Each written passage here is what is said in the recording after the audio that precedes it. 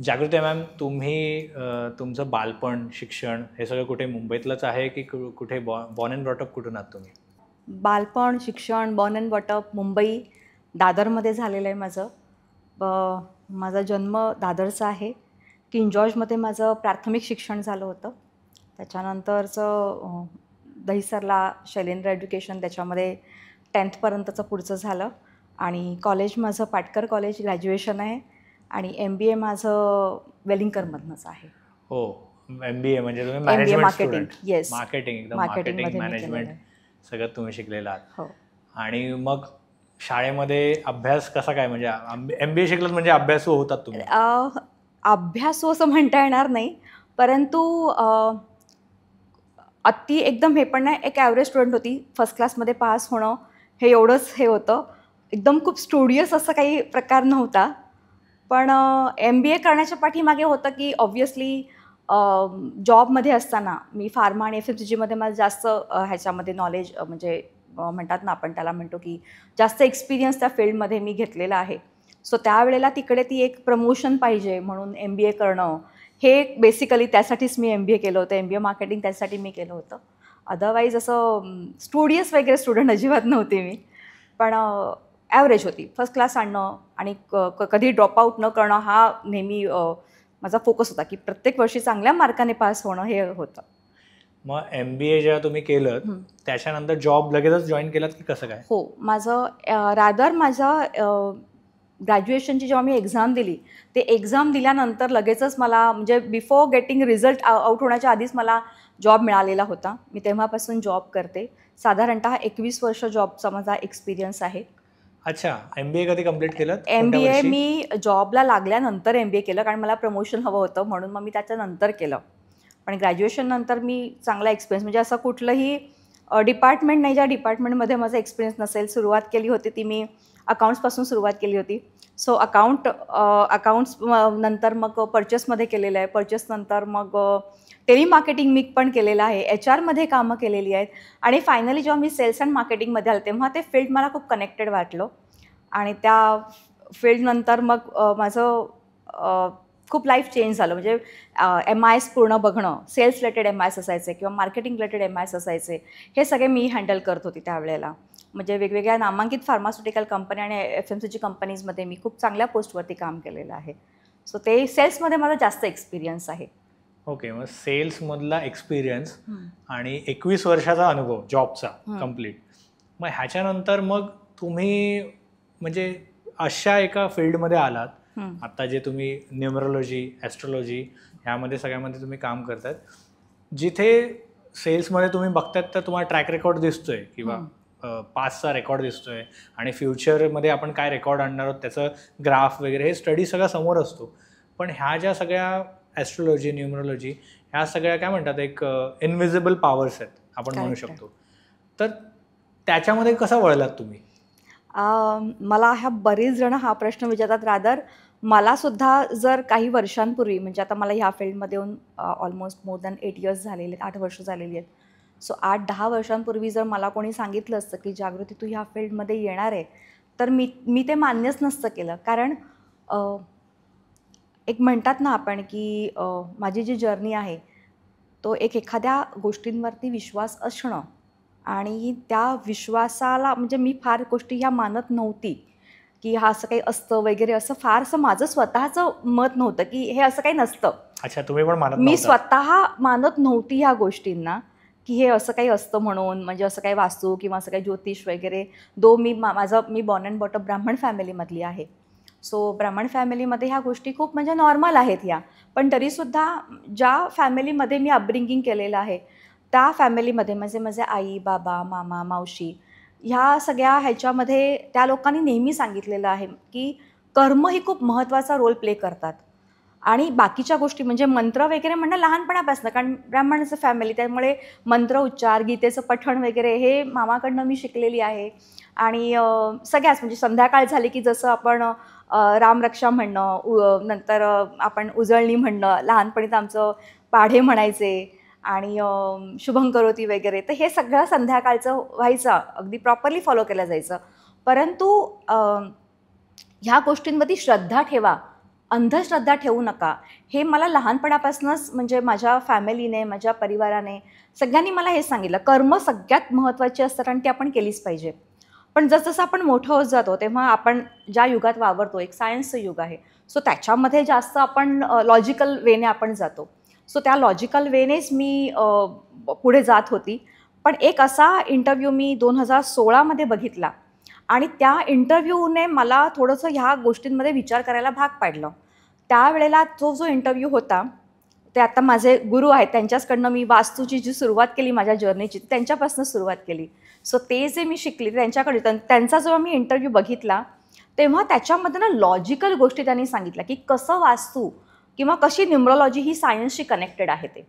So जेव्हा त्या गोष्टींचं त्यांनी मला त्या इंटरव्ह्यूमध्ये त्या गोष्टी सांगत गेले तेव्हा ना ते लॉजिक पटत गेलं. कारण जेव्हा तुम्हाला ना लॉजिकली पटतं ना तेव्हा ते मनापासून त्या गोष्टी तुम्ही फॉलो करता. एखाद्याचं जनरली घरामध्ये सांगितलं जातं की असं कर, शास्त्र असतं ते शास्त्र असतं. ते नक्की एक्झॅक्टली काय शास्त्र असतं हे जर सांगितलं गेलं मुलांना तर ते जास्त लोक ते कनेक्ट होतात. आपण एखादी पूजा करतो, ती पूजा का करावी, त्याच्या पाठीमागे सायन्स काय आहे हे त्या इंटरव्ह्यूमध्ये मला कळलं. म्हणजे ते इट वॉज अ टीजर. म्हणजे 100% असं पूर्ण ते शिकवलं गेलं नव्हतंच. पण तेव्हा मला असं वाटलं की नाही, हे काहीतरी ना वेगळं आहे. आणि मग ते जेव्हा तो इंटरव्ह्यू झाला त्याच्यानंतर 2-3 महिन्यानंतर ना मग मी त्यांचे जिथे क्लासेस व्हायचे तिकडे मी चौकशी केली. आउट ऑफ क्युरिओसिटी मी तिकडे गेली, मी चौकशी केली आणि मी म्हटलं की मला ना एक क्लास अटेंड करायचा आहे. जर मला पटलं ह्या क्लासमध्ये तर मी ॲडमिशन घेईन आणि मी शिकेन. आणि मी तेव्हा शारदाश्रमला ते क्लासेस व्हायचे, तेव्हा मी संडे क्लास व्हायचे. सुट्टी असायची त्यामुळे संडेला जाणं खूप शक्य होतं अगदी आरामात. त्यामुळे संडेला मी एक क्लास अटेंड केला आणि तिकडे जे मी क्लासेसमध्ये ते शिकवताना ऐकलं ते मला खूप भावलं आणि त्याच्या पाठीमागचं लॉजिक कळलं. आणि म्हटलं हे इंटरेस्टिंग आहे, हे मनाला पटतं आहे, डोक्यालाही पटतं आहे, दोन्ही गोष्टींना पटतं आहे. आणि मग माझी ती जी अविश्वास टू विश्वास ह्याची जी जर्नी होती ती तिकडनं खरी सुरू झाली. आणि मी तिकडे प्रॉपरली सर्टिफाईड कोर्सेस केले, त्याचे परीक्षा दिलेल्या आहेत. म्हणजे न्यूमरोलॉजी म्हणा किंवा नंतर तुम्ही वास्तू म्हणा किंवा क्रिस्टल थेरपी म्हणा, एंजल थेरपी म्हणा, रुद्राक्ष म्हणा, कुठलाही जेवढे बरेचसे कोर्सेस मी नंतर शिकले ते चांगल्या दिग्गजांकडनं शिकले. प्रत्येक आपल्या क्षेत्रामध्ये ना आपल्याला चांगला गुरु मिळणं खूप गरजेचं असतं. आणि देवाच्या कृपेने ना मी नेहमी म्हणते की I am blessed with good people. अगदी लहानपणापासून मी बघितलं तर माझ्या जर्नीमध्ये मला योग्य वेळी योग्य लोक योग्य ठिकाणी मिळत गेली आणि माझी जर्नी ही सक्सेसफुल होत गेली.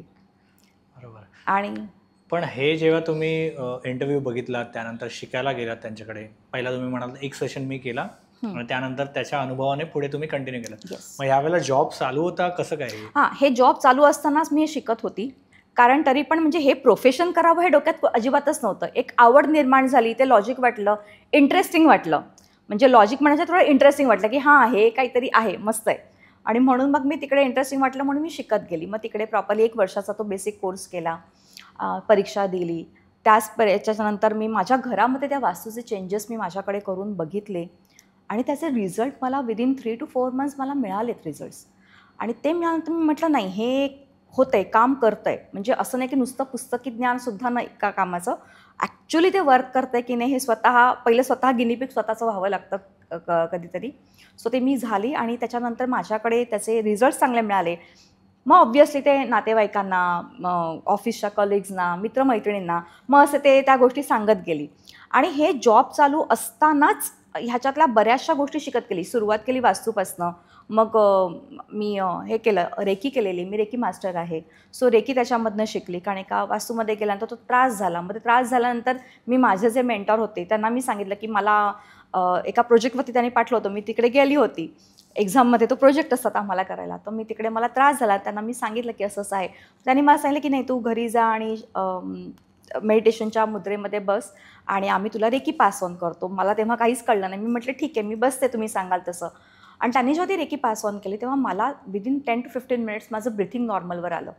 I was feeling uncomfortable. एखाद्या घरामध्ये जेव्हा तुम्ही वास्तूची व्हिजिट करता तेव्हा काही काही ठिकाणची एनर्जी असते ते तुम्हाला खूप डिस्टर्बिंग होऊन जाते. तेव्हा तुमचं ब्रिथिंगमध्ये लगेचच तुमचे चेंजेस येतात.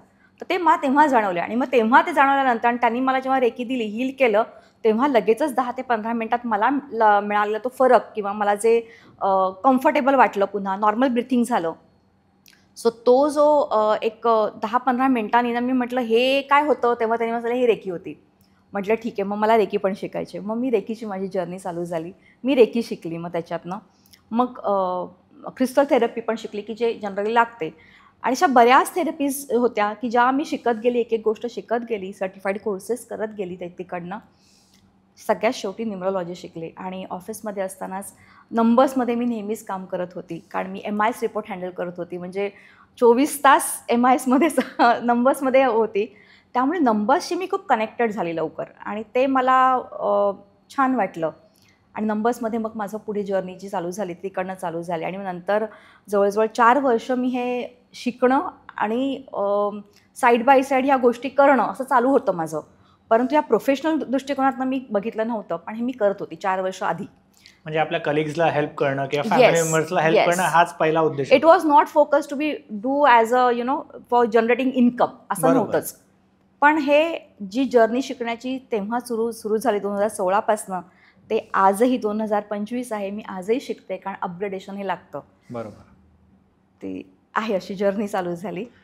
आणि 2020 जे होतं पॅन्डेमिक इयर, फार्मा मार्केट खूप बूम झालं होतं आणि अगदी पीकमध्ये असतानाच रेकीचा जो एक पार्ट होता, जो मी बरेचदा खूप माझ्या जवळच्या व्यक्तींना त्रास होत होता त्यावेळेला, कोविडचा पिरियड चालू होता, तेव्हा त्यांना मी हिलिंग देत होते. जे मी स्वतः अनुभवलं होतं ते मी त्यांना द्यायला सुरुवात केली. आणि या आधीच्या 4-5 वर्षामध्ये म्हणजे 2016 ते 20मध्ये बऱ्याचशा लोकांना त्या ह्याच्यामधले रिझल्ट्स न्यूमरोलॉजीच्या माध्यमातून, वास्तूच्या माध्यमातून किंवा मग क्रिस्टलच्या माध्यमातून लोकांना खूप चांगले रिझल्ट्स मिळत होते. पण 2020मध्ये जेव्हा मी रेकी द्यायला लागली आणि ज्या वेळेला लोकांकडनं मला हे आलं की नाही, आम्हाला खूप छान वाटतं, कारण हॉस्पिटलमध्ये होते, काय जण ॲडमिट होते. आणखीन त्यावेळेला जी मनस्थिती होती, त्यावेळेला जेव्हा ते सांगायचे की नाही जागृती, आम्हाला तू रेकी हिलिंग पाठव, तर मी रात्री सगळी कामं झाली की त्यांना सगळ्यांना झूम कॉलवर घ्यायची आणि त्यांच्याशी थोडं इंटरॅक्ट करून त्यांना रेकी पास ऑन करायची. आणि त्यांना खूप छान वाटायचं त्यावेळेला. आणि त्यावेळेला तो जो पिरियड होता ना, त्यावेळेला मला खरं तो टर्निंग पॉईंट होता माझ्या लाईफमधला, की मी डिसाईड केलं की मला ना आता ह्या फील्डमध्ये पूर्णपणे यायचं आहे. आणि 2021मध्ये मी खूप छान जॉबमध्ये असताना आणि एक स्टेबल लाईफ असताना एक आतला आवाज ऐकला त्यावेळेला की नाही, आता दिस इज द टाईम की ज्या वेळेला मला यायला पाहिजे, मला हे करायचं आहे. कारण लोकांच्या चेहऱ्यावरती जो आनंद आणि तो समाधान वाटतं ना, ते खूप मनाला कनेक्ट झालं. पैसे तर मिळतात, जॉब करूनसुद्धा मिळत होते, जॉबसुद्धा माझ्यासाठीच केला.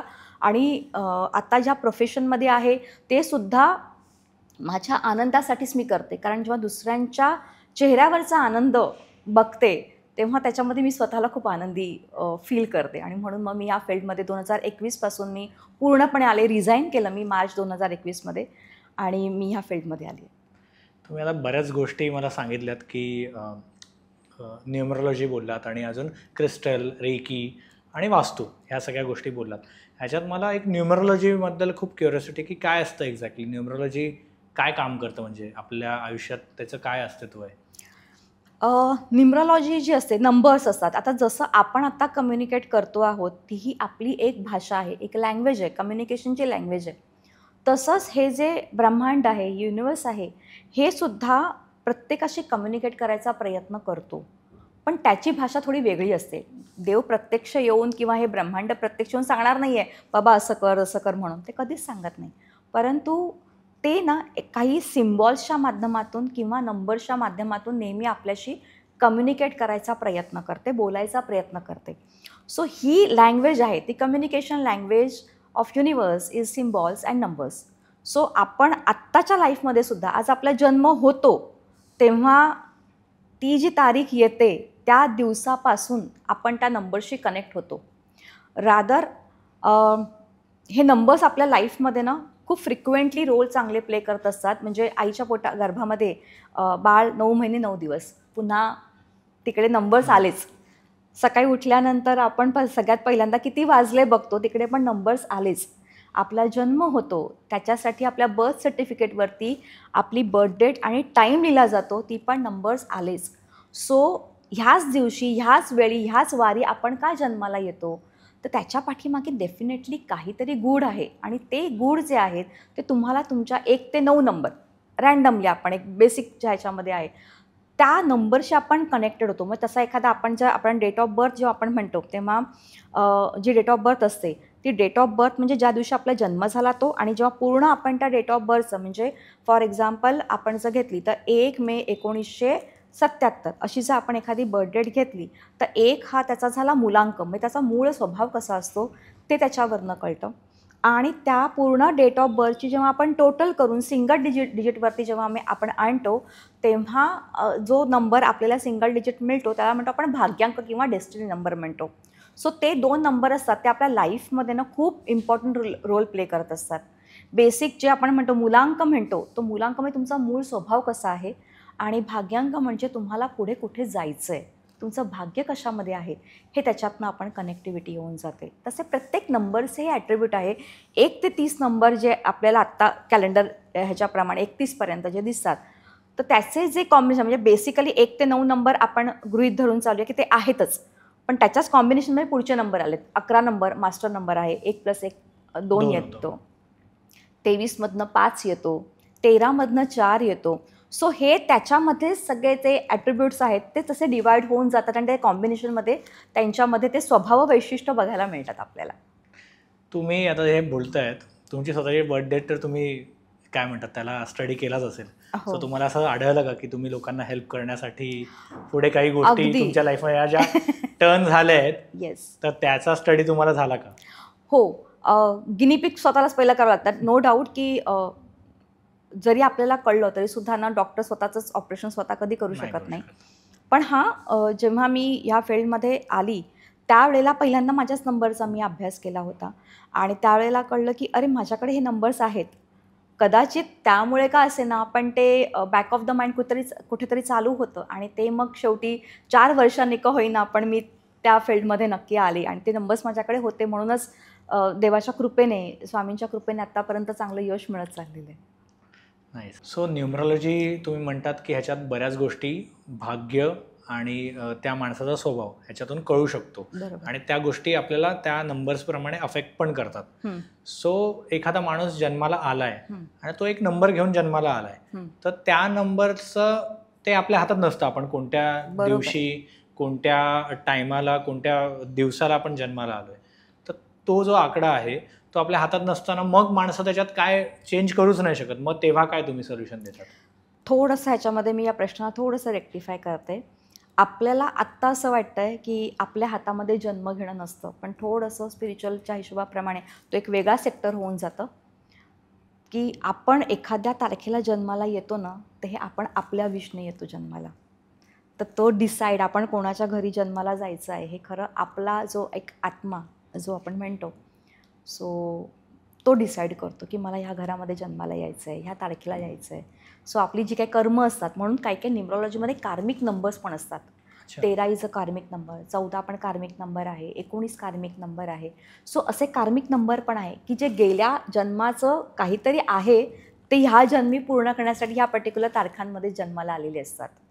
सो आपण इथे जन्माला आल्यानंतर आपण त्या गोष्टी विसरून जातो डेफिनेटली, की आपण लक्षातच जात नाही की आपणच डिसाईड केलेलं असतं ते. सो त्याच्यामुळे इथे आल्यानंतर आपल्या लक्षात येत नाही, पण काही नंबर जे असतात ना ते त्या पद्धतीने आपला स्वभाव तयार होतो. मग त्याच्यामध्ये पुढे जेव्हा आपल्याला काही अडचणी येतात किंवा चॅलेंजेस येतात तेव्हा त्याच्यावरती उपाय पण असतात. कारण प्रत्येक नंबर जो असतो तो त्याचं एक वैशिष्ट्य घेऊन असतं. कुठलाही नंबर चांगला किंवा वाईट असा अजिबात नसतो. कुठलीही व्यक्ती जी आहे ती पूर्णपणे वाईट कधीच असू शकत नाही, कारण देवाने जी एक कलाकृती बनवली आहे ती कधीच पूर्णपणे चुकीची असूच शकत नाही. सो देव त्यांच्यामध्ये देताना काहीतरी चांगले गुण देऊनच पाठवतो आपल्याला, फक्त आपण त्याच्याकडे फोकस करत नाही. तर देवाने आपल्याला काही चॅलेंजेस दिलेले आहेत, त्या नंबरमुळे येणारे चॅलेंजेस आपण म्हणूया. सो त्या चॅलेंजेसना जर आपण सॉल्व करायचं असेल तर त्याच्यावरच्या रेमेडीज पण आहेत की ज्या आपण तुमच्या डे टू डे लाईफमध्ये आणून तुम्ही त्या चॅलेंजेसना त्याची तीव्रता कमी करू शकतात. 100% घालवणं हे देवाच्या हातात आहे. मी कधीच सांगत नाही की 100% जातं. अजिबात नाही मी म्हणत, पण त्याची इंटेन्सिटी मात्र डेफिनेटली कमी होते, एवढं मात्र मी खात्रीने सांगू शकते. बरोबर. आता हा नंबर तुम्ही म्हणतात की जर समजा तुम्ही म्हणतात की आपल्या ह्या काय म्हणतात एक आपला जो आत्मा आहे ह्याने ते ठरवून त्या ठिकाणी त्या घरामध्ये आणि त्या तारखेला आपण जन्म घेतलेला असतो. पण अर्थात आता जसा नवीन जन्मानंतर तो आपण जेव्हा मोठे होतो तोपर्यंत हे सगळं आपल्याला लक्षात नसतं. तर त्याच्यासाठी त्या तारखेसाठी काहीतरी रेमेडीज आहेत तुम्ही म्हणतात. करेक्ट आहे. पण मग खूप जण असं म्हणतात की ह्या नंबर्समुळे किंवा ह्या वास्तूमुळे, वास्तुदोषामुळे काही जणांचे डिवॉर्स होतात किंवा काही खूप मोठे प्रॉब्लेम्स, हेल्थ इश्यूज येतात लाईफमध्ये लोकांच्या, फॅमिलीजमध्ये. तर हे खरंच होतं का? आणि जर होतं तर त्याचं काय, म्हणजे मग त्याच्यात सोल्युशन काय तुम्ही काढतात? तुमचा जो पहिला प्रश्न होता की एखाद्या पर्टिक्युलर बर्थ डेटमुळे चॅलेंजेस येतात का, तर हो येतात. प्रत्येक डेट ऑफ बर्थच्या ह्याला चॅलेंजेस असणारच आहेत. रॅदर प्रत्येक जसं आपलं वर्ष असतं तर एक नवीन वर्ष येतं, ती त्याची एनर्जी घेऊन येतं. ह्या वर्षी तुम्ही बघितलं तर 9 नंबर येतो 2025चं. सो 2025 टोटल केली तर तुम्ही 9मध्ये येते. सो म्हणून त्या ज्या काही एक एक घटना आपल्याकडे आतापर्यंत घडल्या आहेत ते त्याच्याच रिलेटेड घडलेल्या आहेत, अग्नीच्या रिलेटेड घडलेल्या आहेत. सो ते चॅलेंजेस प्रत्येकाला असणार आहे. जगी सर्व सुखी असा कोण आहे, विचारे मना तुझी शोधूनी पाहे. त्याच्यामुळे अंबानींनाही त्यांचे वेगळे चॅलेंजेस आहेत आणि आपल्याला आपले वेगळे चॅलेंजेस आहेत. तर प्रत्येकाला असतात, पण ह्या नंबर्सच्याच माध्यमातून आपण त्याला रेक्टिफाय करू शकतात. दुसरा प्रश्न होता तुमचा की रिलेशनशिपमध्ये चॅलेंज येणं किंवा डिवोर्सपर्यंत, हे नंबर्सने सुद्धा प्रिडिक्ट केलं जाऊ शकतं आणि हे वास्तूच्या माध्यमातून सुद्धा प्रिडिक्ट केलं जाऊ शकतं. जसं आपण वास्तूच्या माध्यमातून तुम्ही जर म्हणाला तर साऊथ वेस्टची जेव्हा एंट्री येते किंवा साऊथ वेस्टमध्ये जेव्हा वॉशरूम येतं किंवा साऊथ वेस्टमध्ये तुमचं किचन येतं, म्हणजे त्याला जनरली साऊथ वेस्ट ही पृथ्वी तत्वाची दिशा आहे. 5 तत्वांनी जसं आपलं शरीर बनलेलं आहे तसंच आपली वास्तूसुद्धा पंचतत्वांनी बनलेली आहे. तर प्रत्येक डायरेक्शनमध्ये एक एक तत्व आहे आणि एक एक नंबर्ससुद्धा आहे. म्हणजे वास्तूमध्ये सुद्धा प्रत्येक डायरेक्शनला एक एक नंबर्स आहेत. सो मग त्या नंबर्सच्या अँटी नंबर्स किंवा अँटी एलिमेंट्स आले की तिकडे त्यांना त्रास होतो. म्हणून जेव्हा साऊथ वेस्टची एंट्री किंवा साऊथ वेस्टचं जे काही मी सांगितलेलं आहे त्या पद्धतीने सपोज जर काही अँटी एलिमेंट्स तिकडे आले तर रिलेशनशिपमध्ये, आणि त्याच्यामध्ये पण प्रिसाइजली हजबंड वाईफच्या रिलेशनशिपमध्ये किंवा स्टेबिलिटीमध्ये चॅलेंजेस दिसतात. आता नंबर्समध्ये सुद्धा 2 नंबर्स, आता 2 बर्थ डेट आपण जसं आपण पत्रिका मिळवतो, कुंडली आपण जेव्हा आपण लग्नाच्या आधी मिळवतो तेव्हा आपण पत्रिकेमध्ये सुद्धा कुंडली मिळवताना किती गुण जुळतात हे आपण बघतो. तसंच न्यूमरोलॉजीमध्ये सुद्धा तशा पद्धतीने गुण जुळवले जातात. तर त्यांच्यामध्ये जेव्हा अँटी नंबर्स येतात, 1-8 अँटी नंबर्स आहे किंवा 8-1 म्हणू शकतो, 3-6, 6-3 म्हणा किंवा 2-8, 8-2 म्हणा, हे अँटी नंबर्स म्हटले जातात. सो ह्या वेळेला असं बघितलं गेलं आहे माझ्या अभ्यासानुसार की कपल्समध्ये पण काही काही वेळा कुरुबुरू चालू होतात. नाही झाल्या कुरुबुरू चालू तर जेव्हा ती जी स्त्री आहे ती जेव्हा कन्सिव्ह होते त्यावेळेला चॅलेंजेस खूप येतात त्यावेळेला. तर हे त्या नंबर्सचे कुठेतरी गुणधर्म तिकडे दिसायला लागतातच तिकडचे त्यांचे. सो ते चॅलेंजेस दिसतात आणि मग एका पॉईंटला म्हणजे अशी एक आपल्या ह्याच्यामध्ये फेज येते की ज्याच्यामध्ये ना एक वर्ष येतं की त्याच्यामध्ये डिवोर्स होण्याचे चान्सेस जास्त असतात. म्हणजे असं जर भांडण तंटा असेल आणि त्याच वेळेला त्यांचं जेव्हा आपण नंबर्स चेक केलं आणि त्यावेळेला त्या फेजमध्ये असतील तर त्यांना सांगितलं जातं की नाही तुमचे हे व्हायचे, सेपरेट व्हायचे चान्सेस खूप जास्त आहेत. सेपरेशन दॅट डझंट मीन की डिवोर्सच व्हायला पाहिजे. सेपरेशन हे वेगवेगळ्या पद्धतीचं असू शकतं.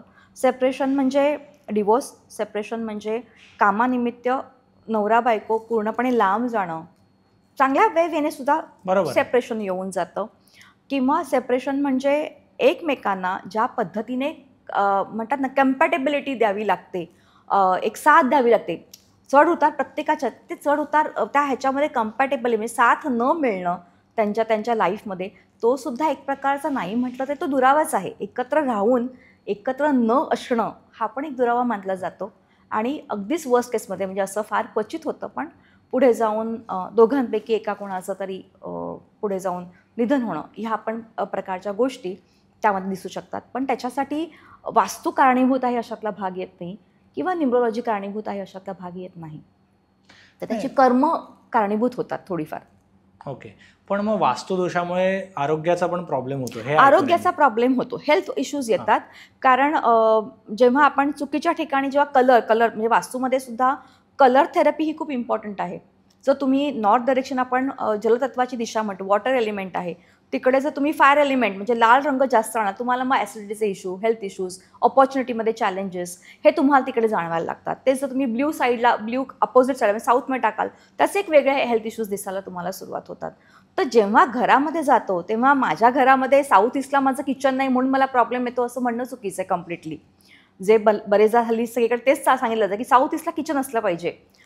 अग्री, साऊथ ईस्टला किचन असलंच पाहिजे, परंतु त्याच्याही बरोबर त्यांचं साऊथ ईस्टला किचन नसेल, त्यांनी कुठल्या डायरेक्शनला किचन आणलेलं आहे आणि त्याच्या अनुषंगाने बाकीच्या गोष्टींची त्यांनी रचना कशी केली आहे घरामध्ये तेही बघितलं जातं. वास्तू म्हणजे ज्या घरामध्ये वास असतो त्या एलिमेंट्सना आपण बॅलन्स करणं म्हणजे खरं वास्तू.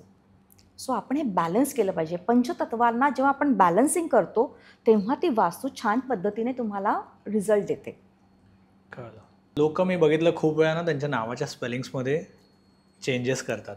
बरेच सेलिब्रिटी पण करतात आणि आपल्यासारखे नॉर्मल लोक पण मी खूप बघितले त्यांच्या नावामध्ये थोडंसं एक्स्ट्रा ए करणं, एक्स्ट्रा आय करणं हे करतात.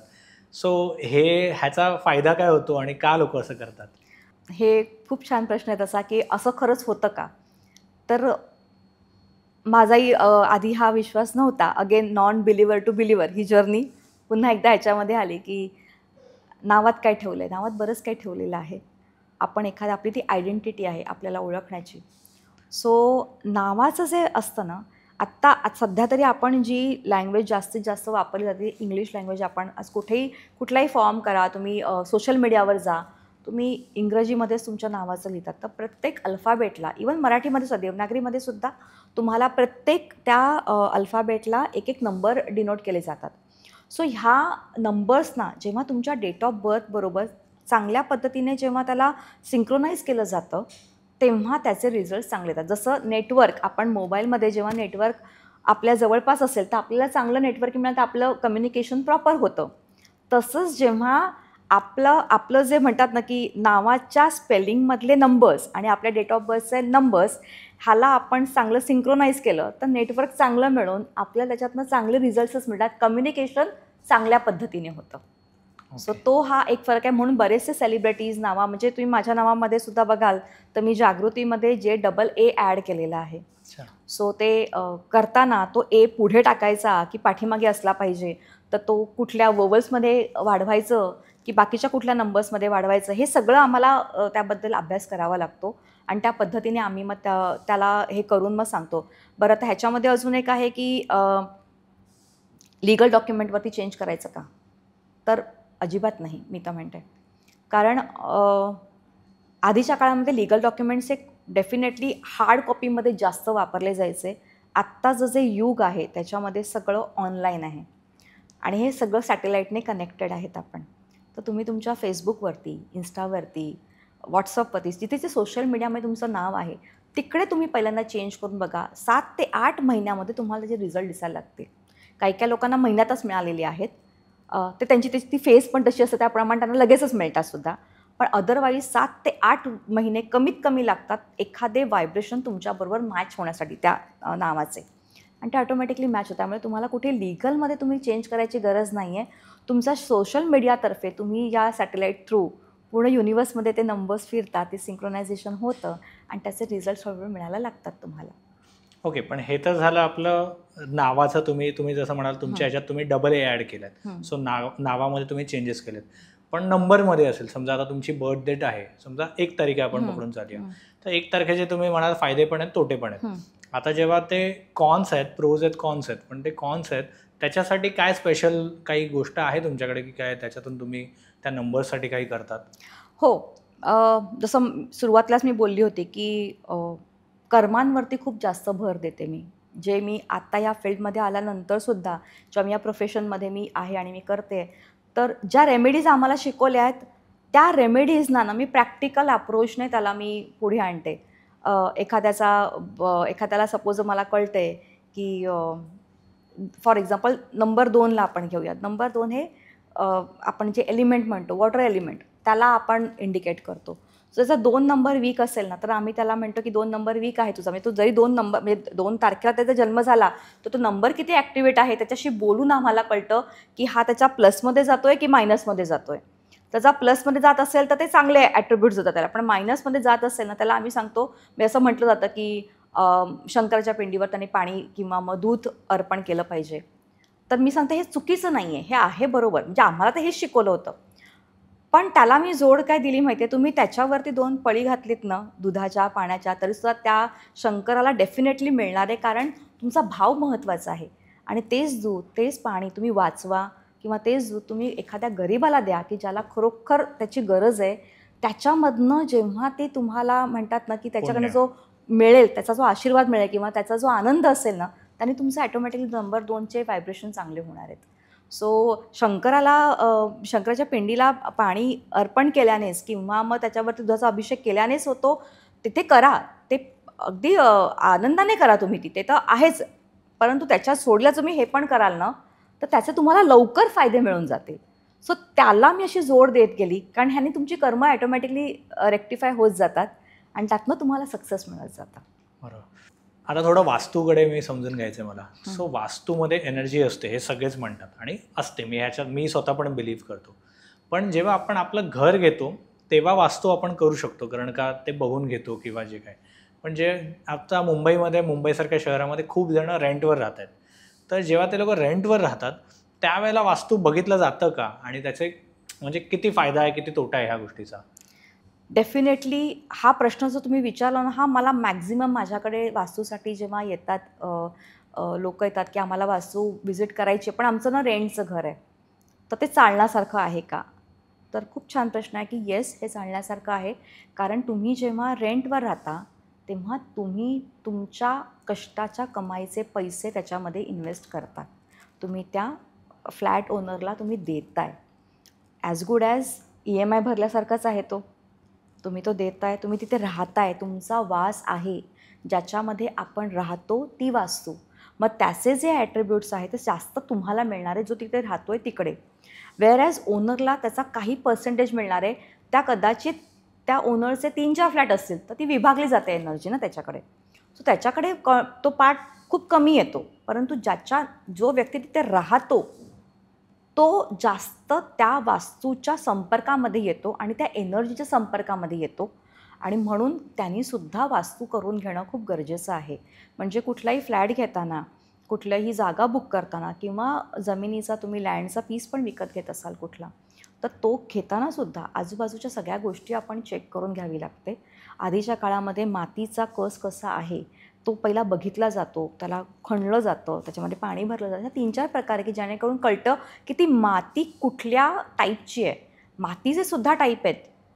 किती ब्राह्मणी माती आहे, किती क्षत्रिय माती आहे, ह्याच्याप्रमाणे तिकडे काय बनणार हे आधी होतं. तिकडे काय वास्तू बांधायची आहे. मग त्या पद्धतीने ब्राह्मणी असले की तिकडे तुम्ही एज्युकेशन सेक्टर बांधाल. त्याच्यातनं लोकविद्या जी काही हे शिकायला येतात त्यांना लगेच त्याच्यातनं फळ मिळतं, त्यांचं कॉन्स्टिट्यूशन पॉवर वाढतं. तसं प्रत्येकाचं एक हे आहे. तर ती मातीसुद्धा तेवढीच इम्पॉर्टंट आहे. आणि वास्तू रेंट असो किंवा ओनरशिप असो, वास्तूचे रिझल्ट तिथे राहणाऱ्या व्यक्तीला मिळतातच मिळतात. चांगले आणि वाईट दोन्ही मिळतात. समजलं. आता वास्तूचे बरेच रेमेडीज तुम्ही दिले असतील, बऱ्याच तुमच्याकडे केसेस आल्या असतील. असा एखादा एक अनुभव सांगा ना मला की ज्याच्यात इन्स्टंट त्यांना फायदा झाला आहे. असे बरेच अनुभव आहेत.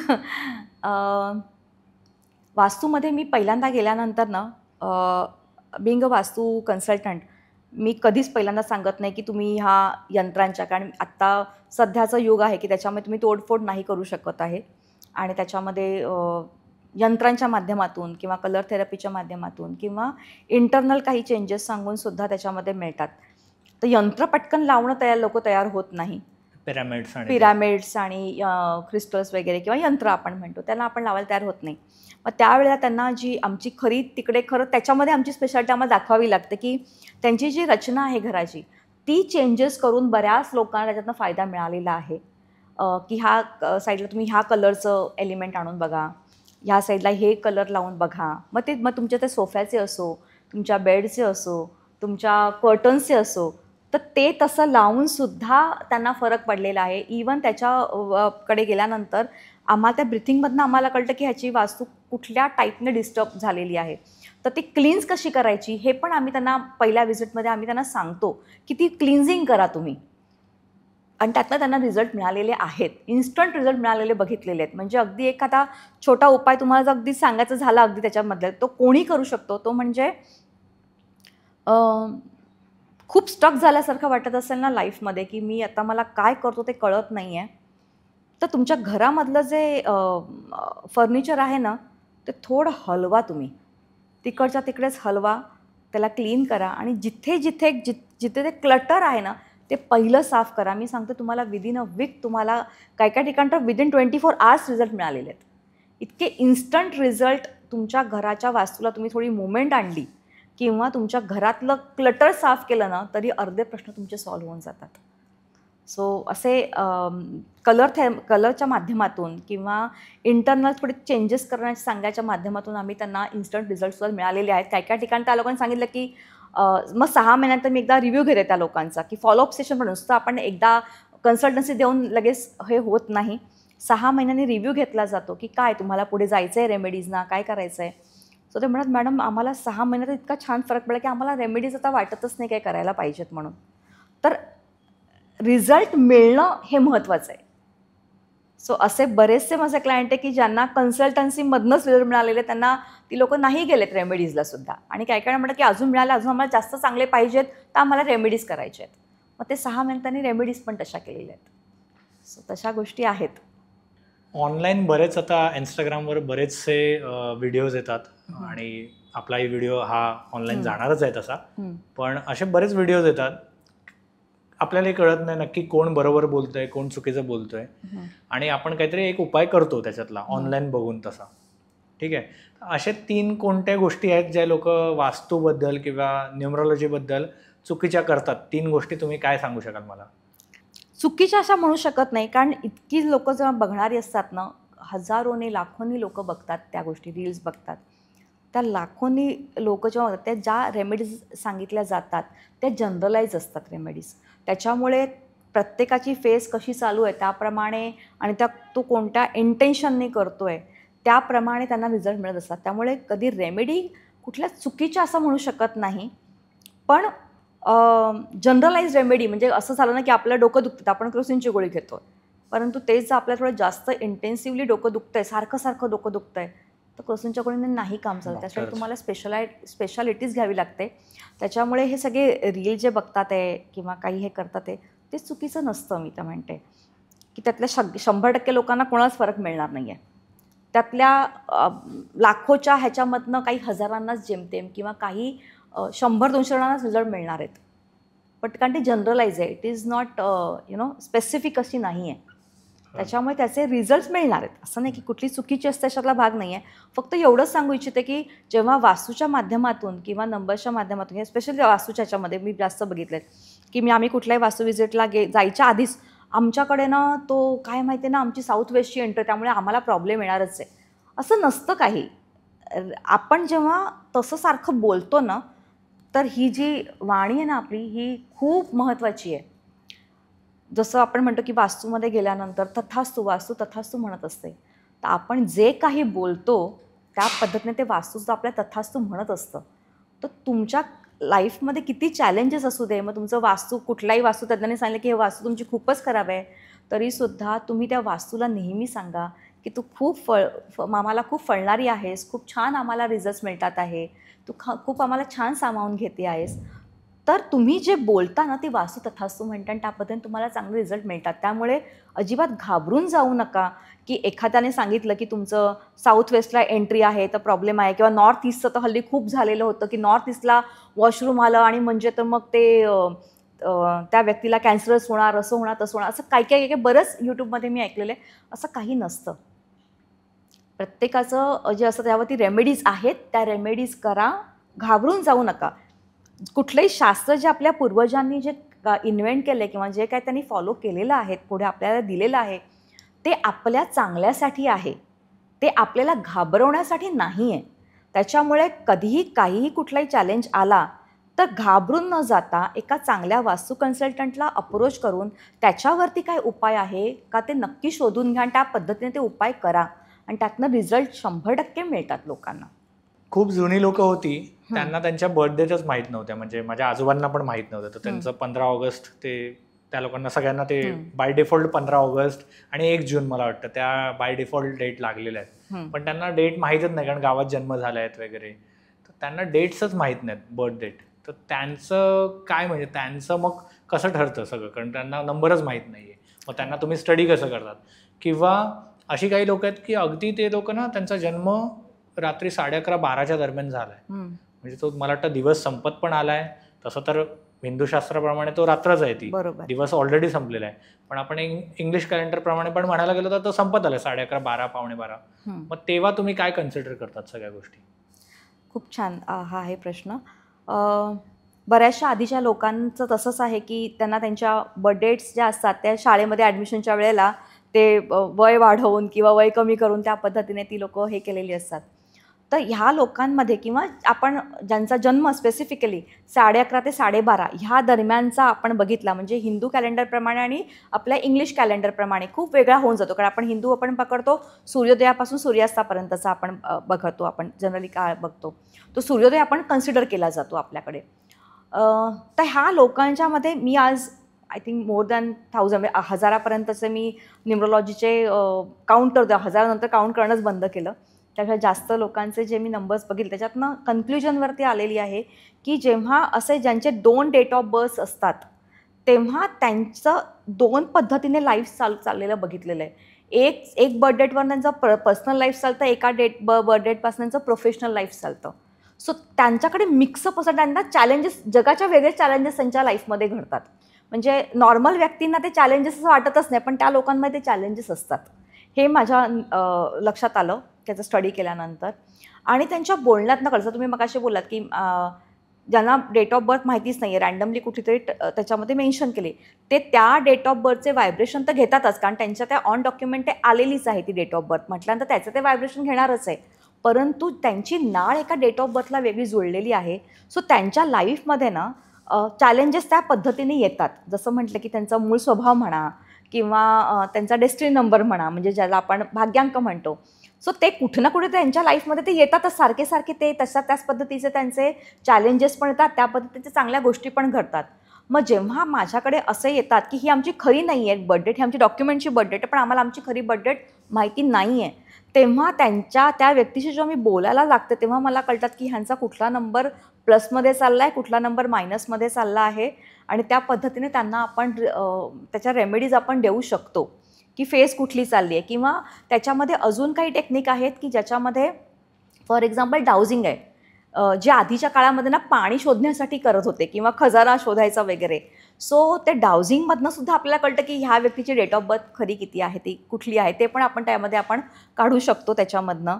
हस्तरेखांमधनं पण कळतं की ह्या दिवशी झाला आहे पण सकाळी झाला की संध्याकाळी झाला कळत नाही, तर त्यांच्या हाताच्या जे काही रचना आहे त्याच्यावरनं सुद्धा थोडंसं प्रिडिक्ट केलं जाऊ शकतं.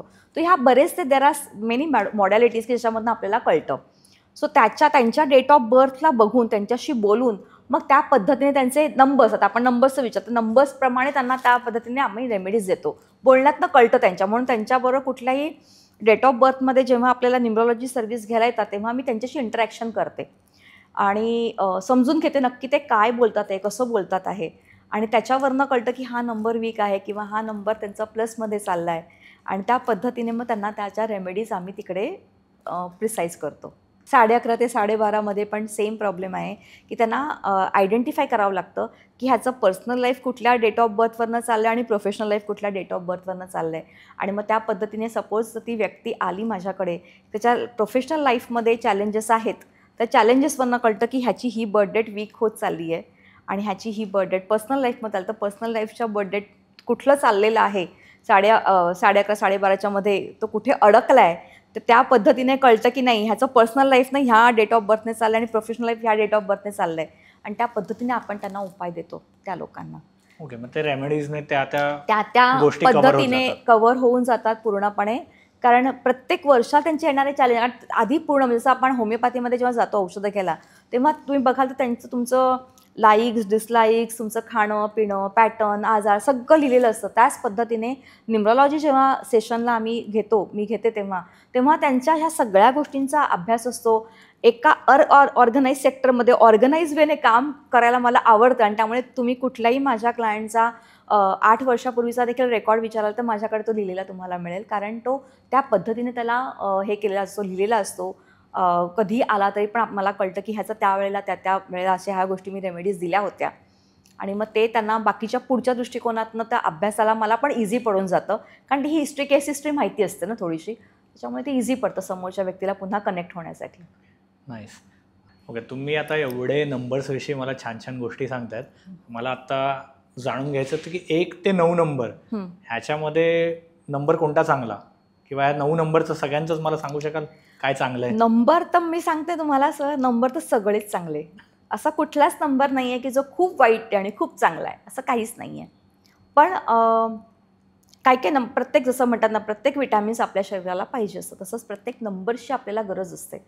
तसंच 1 नंबर आहे, त्याचे ॲट्रिब्यूट्स म्हणायला सांगायचं झालं तर 1 नंबर राजासारखं, किंग म्हणतो आम्ही त्याला, राजासारखं लाईफ स्टायला आवडतं, बॉर्न लीडर असतो तो. पण हेच जर तो मायनसमध्ये गेला, थोडासा इगो येऊन जातो, तो थोडा कंट्रोल करावा लागतो 1 नंबरवाल्यांना. 2 नंबरवाले क्रिएटिव्ह असतात, इमोशनल असतात, पण ते ओव्हर झालं तर मग इमोशनल लेवलला त्यांना थोडंसं कंट्रोलमध्ये आणायला लागतं. त्यांना काही त्याच्याबद्दलच्या रेमेडीज दिल्या जातात. 2 नंबर आर्टिस्ट असतात, एक वेगळ्या पद्धतीचं त्यांच्यामध्ये आर्ट असतं. 2 नंबरवाल्या कुठल्या ना कुठल्या आर्टिस्टच्या तुम्ही बघायला डेट ऑफ बर्थमध्ये 2 नंबर हा मॅक्झिमम वेळा दिसतोच. तर काय ते वेगळ्याच पद्धतीने विचार करणारे असतात, इमोशनल मदरली नंबर येतो, सो ते दिसतात. 3 नंबर गुरुतत्वाचा नंबर आहे. सो 3 नंबर हा आपल्या लाईफमध्ये प्रत्येकाच्या लाईफमध्ये इम्पॉर्टंट आहे, कारण प्रत्येक व्यक्तीला ना एक मार्गदर्शक हवा असतो, एक गुरु हवा असतो. सो तो मार्गदर्शक, तो गुरु right time right place at जर आपल्याला मिळत गेला तर आपलं नक्कीच पुढे जाण्याची जर्नी खूप छान होते. क्रिएटिव्ह असतात, नॉलेज हंगर असते त्यांच्यामध्ये, नॉलेज घ्यायला खूप आवडतं, एक्सपान्शन त्यांना खूप आवडतं, क्रिएटिव्ह असतात ती लोकंसुद्धा. सो 3 नंबरचं ते आहे. पण नॉलेज जास्त झाल्यामुळे बरेचदा काय लोकांना पण अहंभाव असतो, माझ्याकडे एवढं नॉलेज आहे, मग तो मायनसमध्ये जातो. त्यांनी कंट्रोल केला पाहिजे त्याच्यावरती. 4 नंबर आपल्याकडे खूप यूट्यूबमध्ये ऐकलं जातं, इन्स्टावर ऐकलं की 4 नंबर खूप अनलकी आहे, राहूचा नंबर आहे, मग ते असं असतं तसं असतं. नाही, राहूच्या नंबरला सुद्धा जर तुम्ही चांगल्या पद्धतीने त्याला जर तुम्ही समजून घ्याल, वेल प्लॅन, वेल ऑर्गनाइज्ड जर तुम्ही राहाल, रात्रभर स्क्रोलिंग न करता टायमात झोपणं आणि सकाळी लवकर उठणं कराल, तुमचा राहू तुम्हाला अतिशय छान पद्धतीने ॲक्टिवेट करतो आणि तुम्हाला खूप लवकर सक्सेस देतो. प्लॅनिंग कराल, कारण प्लॅनिंग जेव्हा तुम्ही करता ना तेव्हा राहू चांगला ॲक्टिवेट होतो. लिहून काढा गोष्टी. सो तो एक असतो. 5 नंबर 1 ते 5मध्ये असणारा 5 नंबर मधला नंबर म्हटला जातो आणि हा 1 ते 9 मधला तुम्ही जो बोला की सगळ्यात चांगला नंबर कुठला म्हणाल तर 5 नंबर मी थोडा अंशी चांगला म्हणू शकते, कारण तो बॅलन्स आणतो. 1 ते 9 मध्येचा तो बॅलन्स करतो, तसाच तो आपल्या लाईफमध्ये सुद्धा बॅलन्स आणतो. बुद्धीचा नंबर आहे, बुधचा नंबर आहे.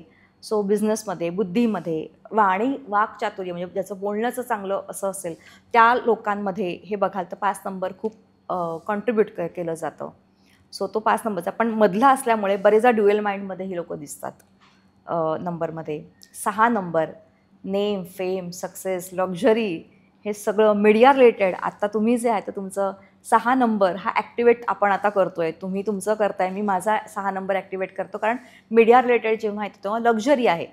सो नेसेसरी नाही आहे ही, पण ही लक्झरी आहे आणि प्रत्येकाला नेम फेम हवं आहे, प्रत्येकाला लक्झरी लाईफमध्ये हवी आहे. नुसतं कष्ट करणार तर माणूस नाही सॅटिस्फाय होत, त्याला ते ॲप्रिसिएशन पाहिजे असतं, त्याला ते लक्झरी हवी असते, तर ती 6 नंबर देतो. तर त्याला आपण दैत्यगुरू म्हटला जातो. पण हा दैत्यगुरूचा चांगल्या पद्धतीने म्हणजे ह्या नंबर्समध्ये सुद्धा जर तुम्ही चांगल्या पद्धतीने मार्गदर्शन कराल तुमच्या फील्डमध्ये, एक्स्ट्रा काहीतरी तुम्ही द्यायला जाल 6 नंबरवाल्यांनी, तर त्यांना त्याचा फायदा नक्कीच होऊन जातो. लक्झरी अति झाली की माणूस काय वेळा म्हणतात ना की डोक्यामध्ये हवा जाते त्याची, आणि मग म्हणून पण त्याचा काय वेळा ते डाऊनफॉल चालू होऊ शकतो. तर ह्या नंबरला बॅलन्स करणं गरजेचं आहे. 7 नंबर बघाल तर 7 नंबर जो असतो तो केतूला, म्हणजे राहू केतू हे एका राक्षसातनं निर्माण झालेले आहेत ते. सो केतू जो आहे तर तो सर्चिंग मोडवर असतो, त्याला रिसर्चमध्ये खूप आवड असते, कारण त्याला डोकं नाही असं म्हणतात, परंतु असं नाही आहे. तो स्पिरिच्युअली आहे, तो रिसर्च ओरिएंटेड आहे आणि तो तेवढाच बॅलन्स पण आहे. सो 7 नंबरसुद्धा तितकंच छान पद्धतीने तुम्हाला रिसर्च वर्कमध्ये खूप छान काम केलं जातं, स्पिरिच्युअल वर्ल्डमध्ये खूप छान केलं जातं काम 7 नंबरचं. 8 नंबर म्हणाल तर 8 नंबरचं तुम्ही बघाल, 8 जेव्हा आपण इंग्लिशमध्ये लिहितो तर त्याला सगळे म्हणतात की अरे बापरे शनीचा नंबर आहे म्हणून तुझं काही होत नाही आहे वगैरे. पण 8 नंबर जो आहे ना, तो मी तर म्हणते की एखाद्या जजचा जर 8 नंबर असेल ना, तर तो इतक्या छान पद्धतीने न्याय देतो ना, न्यायाधीशाचा नंबर आहे मी तर म्हणते, की तो कधीही कोणाच्या म्हणतात ना की बायस होऊन कधी तो तुम्हाला जजमेंट देणार नाही. तो परखडपणे मत मांडतो. आज मोदीजींचा नंबर तुम्ही बघाल 17 नंबरवरनं 8 नंबरवरती आहे. तर एक खमकं व्यक्तिमत्व 8 नंबर आहे आणि त्याला जर तुम्ही आडवं कराल तर इन्फिनाईट Infinity. होतं आणि तेवढंच तुमच्याकडून तेवढं तुम्ही जितकं काम कराल तितकं तुम्हाला इन्फिनाईट सक्सेस मिळत जातं. सो 8 नंबरची ती खूबी आहे. स्ट्रगल आहे, पण जेवढं स्ट्रगल कराल तेवढं तुम्हाला यश पण भरपूर मिळतं. 9 नंबर युनिवर्स कनेक्शन 9. 9मधला 1 ते 9मधला सगळ्यात मोठा आकडा 9. सो 9 नंबर जो असतो तो तुम्ही कुठल्याही नंबरमध्ये ॲड कराल तर त्याचा नंबरची टोटल 30 येणार आहे. तर 9 अधिक 4 केलात तुम्ही तर 13 येतं, 1 अधिक 3 केलं तर 4 येतं. सो 9 नंबर जो आहे तो ह्युमॅनिटीचा नंबर आहे. अगेन तो स्पिरिच्युअल नंबरसुद्धा आहे. तो तितकाच निडर आहे, अजिबात घाबरत नाही कोणाला. कुठलंही काम 9 नंबरवाल्यांना सांगा, ते अगदी म्हणतात ज्याचा 9 नंबर खूप चांगला ॲक्टिवेट आहे ना, तो फक्त सांग कर म्हणायची खोटी तो पटकन करून मोकळा होतो. म्हणजे तो विचार करत नाही आहे. त्याला एखाद्या लीडर जो म्हणतो म्हणजे जेव्हा राजाच्या अंडर जो वजीर आहे त्या वजिराचा नंबर जर 9 असेल तर तो सेनापतीचा नंबर, रादर वजीर म्हणण्यापेक्षा सेनापतीचा नंबर आपण म्हणू, तर तो सेनापती जर असेल ना 9 नंबरवाला तर तो इतका छान पाठिंबा देतो राजाला आणि त्या राज्याला खूप छान बांधून ठेवतो तो. सो 9 नंबर जो आहे तो पण सुद्धा एक नंबर एक लीडरशिपचा आणि तितक्या सपोर्टिव्हनेसचा नंबर आहे. फायर एलिमेंट ऑलवेज ते रेडी असतात, एनर्जेटिक असतात अशी माणसं जनरली. सो तो 9 नंबर तिकडे काम केला जातो. आपल्याकडे नवदुर्गा नवशक्ती त्यासाठीच तर आहेत ना, जी फुल ऑफ एनर्जीने असते. सो 9 नंबरचे हे काही मी तुम्हाला 1 ते 9चे मी तुम्हाला ॲट्रिब्यूट सांगितले काही. नाही, खूप छान तुम्ही माहिती दिलीत. आपले जे ऑडियन्स जे आपल्याला बघतायत त्यांना जर तुम्हाला अप्रोच करायचं आहे तर त्यांनी जागृती मॅमलाच का अप्रोच करावं? काय स्पेशल आहे असं जागृती मॅमचं? जागृती मॅमला मला का तुम्ही अप्रोच करणार? 2 महत्त्वाच्या गोष्टी ज्या तुम्हाला सगळ्या न्यूमरोलॉजिस्टकडे नाही बघायला मिळणार. सगळ्यात महत्त्वाचं म्हणजे पहिल्यामध्ये की मी वेगळं काय देते. नंबर्स आणि रेमेडीज, कर्माच्या लॉ ऑफ अट्रॅक्शनचा अभ्यास आहे, त्याच्या तर रेमेडीज असतातच. कारण I truly believe on this universe law of अट्रॅक्शनला मी स्वतः अभ्यासते आणि मी त्या गोष्टी माझ्या रेमेडीमध्ये पण त्या ॲड करते. पण अजून एक त्याच्यामध्ये एक मी ॲड करते ती गोष्ट म्हणजे की एक तुम्हाला एक वेगळं एक पेंटिंग दाखवते सर. ओके.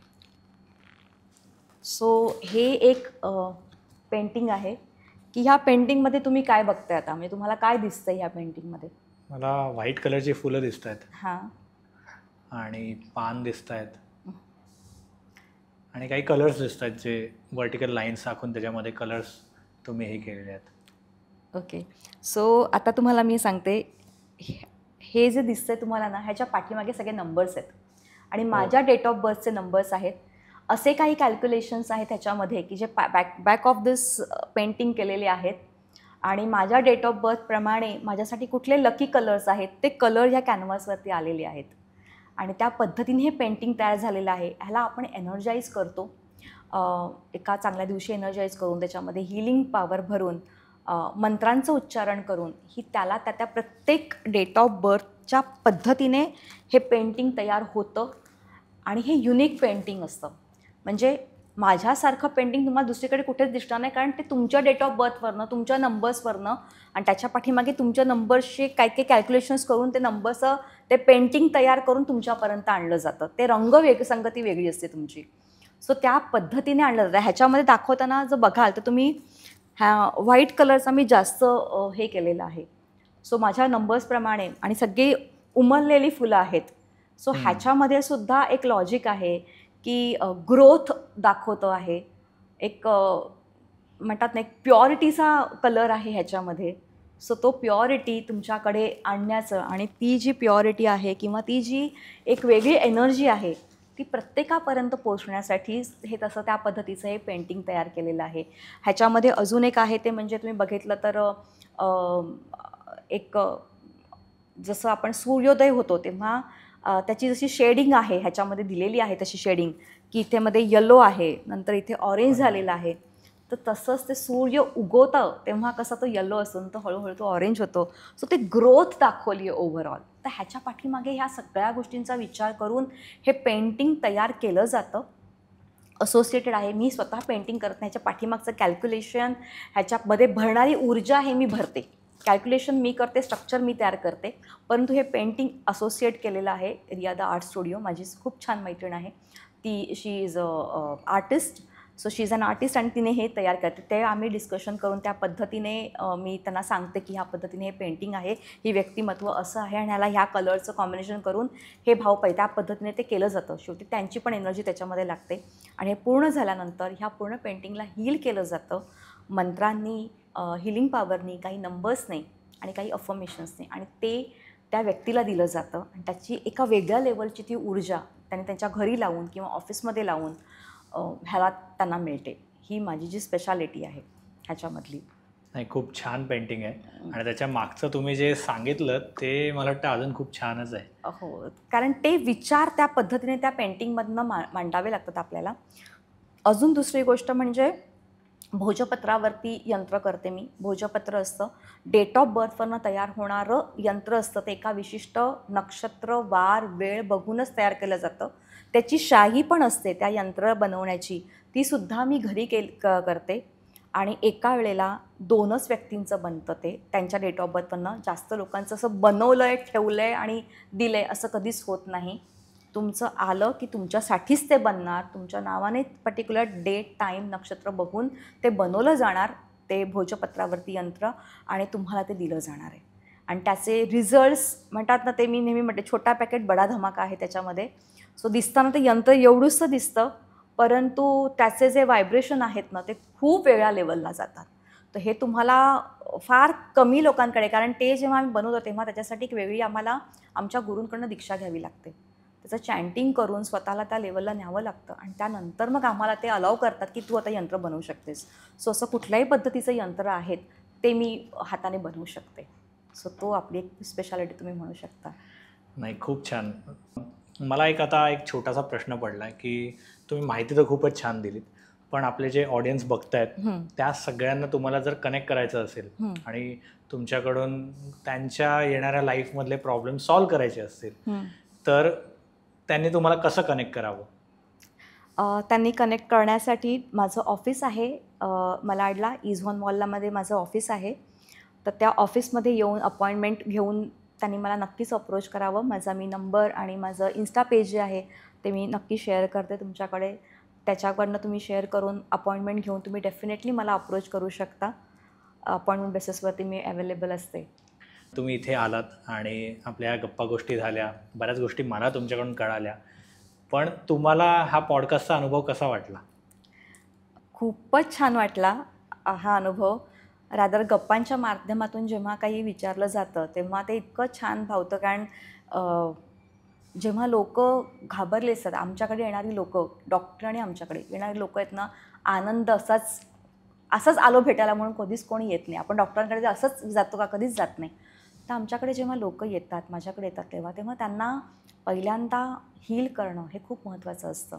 सो तो जेव्हा मी ती सर्व्हिस देते तेव्हा ते मला खूप छान वाटतं ते दिल्यानंतर, की नाही आपल्यामुळेच एखाद्याला आनंद मिळतो आहे आणि त्याच्या लाईफमध्ये काहीतरी चांगलं होतं, इतकं छान वाटतं. तर ह्या पॉडकास्टच्या माध्यमातून हे बऱ्याच लोकांपर्यंत मला पोचायला मिळालेलं आहे आणि त्यासाठी मी तुमचे खूप खूप खूप धन्यवाद मानते की हे जास्तीत जास्त लोकांपर्यंत पोचवून, की तुम्ही कुठल्याही डेट ऑफ बर्थला जन्माला या किंवा कुठल्याही वास्तूमध्ये राहा, त्याच्यामध्ये काही ना काहीतरी नक्कीच चांगलं असतं आणि ते चांगलं आहे ह्याचा विश्वास ठेवून जर तुम्ही तुमच्याकडे बघण्याचा दृष्टिकोन जर ह्या पॉडकास्टच्या माध्यमातून जर तुम्ही घेतला तर नक्कीच तुमच्या लाईफमध्ये पॉझिटिव्ह चेंजेस येतील असं माझं पूर्णपणे मत आहे.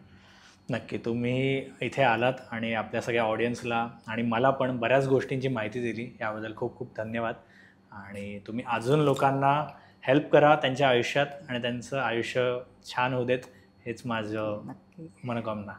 धन्यवाद सर. आणि तुमच्या या पॉडकास्टमुळे कदाचित लोकांचं जर अजून काही म्हणजे लोकांनी जर अप्रोच केलं तर त्याचा थोडासा काही अंशी तुम्हीसुद्धा त्यांच्या लाईफमध्ये पॉझिटिव्ह चेंजेस आणायला तुम्हाला सुद्धा थोडेफार आशीर्वाद त्यांचे तुमच्यापर्यंत नक्कीच पोहोचणार आहेत. नक्की नक्की. त्यासाठी खरोखर मी तुमचे पण खूप खूप खूप अत्यंत आभारी आहे. धन्यवाद आणि मनापासून ग्रॅटिट्यूड तुमचं. Thank you thank you so much sir.